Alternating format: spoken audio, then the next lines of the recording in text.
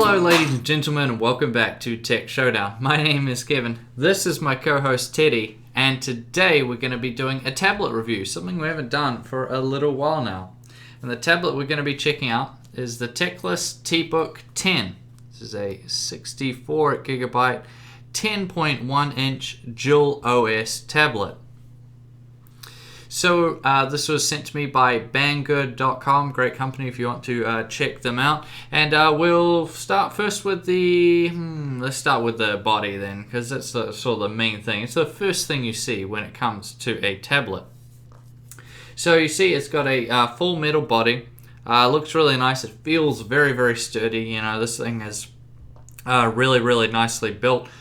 So that's really good. Straight off the bat, it gives you that kind of more premium feel as well, being metal rather than plastic, which is quite good. You see the bezels on the front there are actually, you know, pretty decent, probably about average size, you know, nothing too huge, so that's always a good thing. Also, up the top there you see a camera too. It's just a 2 megapixel selfie camera. You won't find a camera around on the back though, but honestly I don't have a problem with that.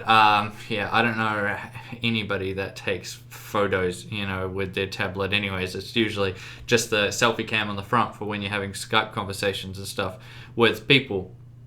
So let's talk about the I/O then. So you see underneath here, this will be to attach an optional keyboard if you want, with a touchpad on it too.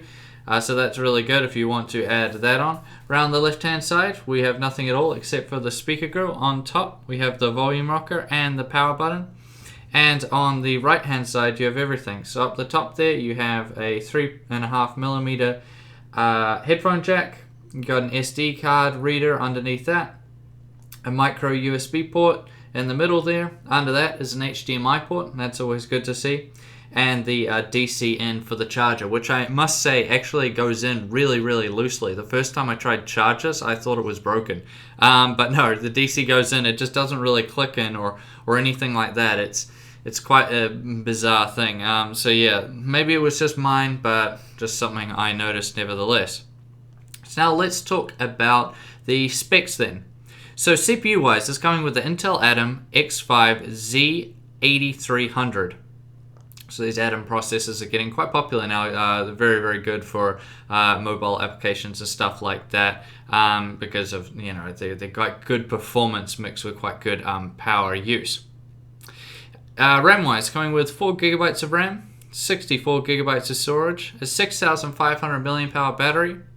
It's communications-wise, it's featuring wireless N and Bluetooth 4.0.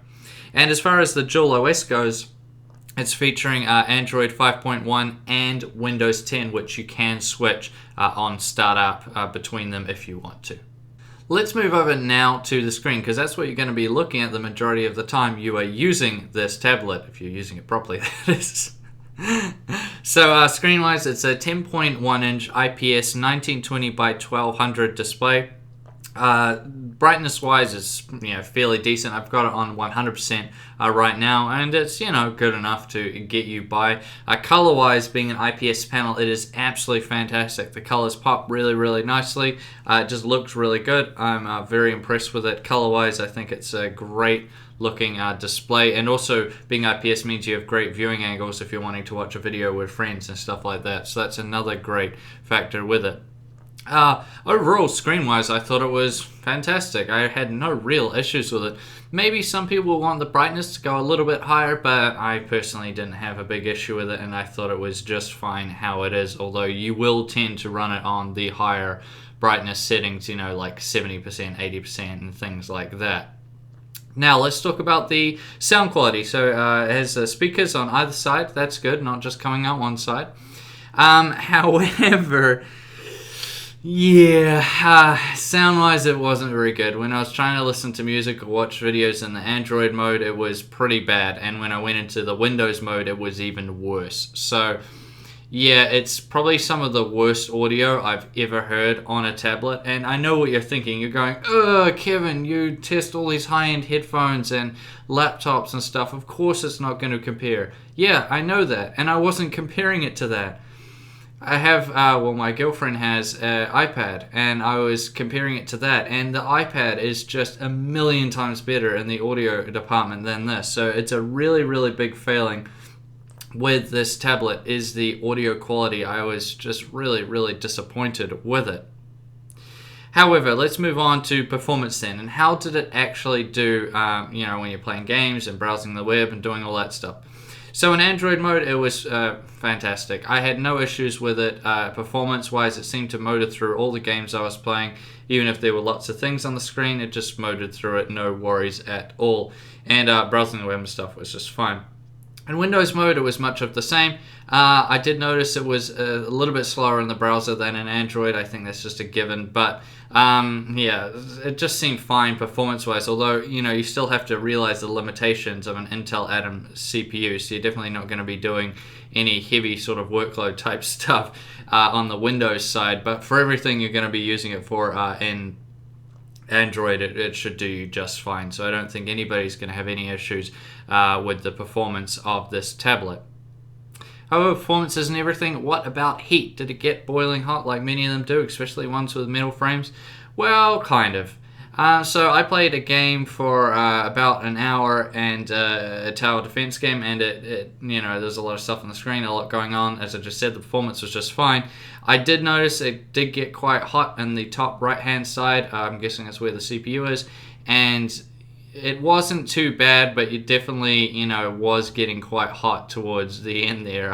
It does tend to heat up quite a bit. But that's just something you get with metal-framed phones and tablets. But it was nothing too horrendous. But it is something you're going to be aware of if you're, say, playing games in your lap or something. You will start to notice it heat up after a little while. Now let's move on to battery life. So that's a big deal for a lot of people. How good is the battery life? How long will it last? Especially if you're taking it out to uni or work or whatever you might be doing. So with casual use, you're going to be getting about 3 to 4 hours, and that goes for both operating systems, although it's probably going to be less in Windows. But in Android, you'll probably see, say, 3.5 to 4 hours, and in Windows, you'll probably see 3 to 3.5 hours. Now, to me, that was very, very disappointing compared to other tablets I have used in the past, and along with the sound, the battery life are the two big drawbacks when it comes to this tablet. So yeah, battery life was a lot shorter than I would like it to be. Also, the standby battery time was, when you're not using it and you just turn the screen off and you go away and, do other things and come back, say, later that day or something, you'll notice the battery has actually dropped quite a bit. There's definitely improvements to be made there in terms of the standby time. And with gaming, it drops even more. You'll probably see an hour and a half as in terms of gaming battery life. I mean, I played a game for about an hour on it, and it was at 100% taken straight off the charger, and it was down to 25%. So yeah, it'll really, really take it out of it if you're playing games on it. So yeah, battery life, bit of a letdown there. I would have liked it to be a bit better. Which brings us now to the conclusion, and what do I make of the Teclast Tbook 10?